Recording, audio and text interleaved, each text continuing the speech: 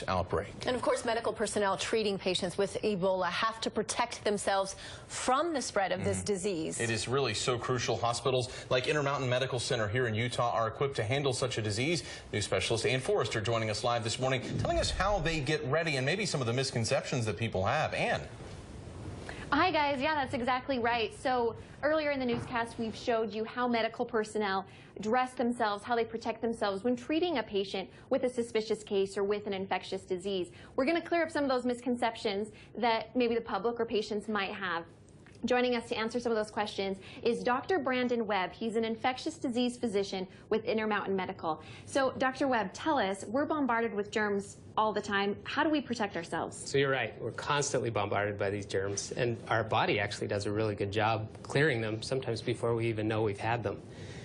So it actually turns out that when we do things like cover our mouth when we cough, wash our hands frequently, we're just helping our body do what it already does very well, naturally. And talking about the Ebola virus, how are we at risk for that? Being in the same room with someone, can we catch that? That's a good question. It's on a lot of people's minds. We actually are. So Ebola virus is transmitted very similarly as the viruses that cause the common cold.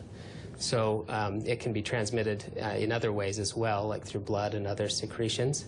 But what we think about with Ebola is sort of a 3-foot area of safety where the droplets or other blood is infectious. And if we stay outside of that safety zone, you're at a lot lower risk of catching the disease. So not too much reason to be concerned. So cautious, treat it with respect, but not fearful. Right.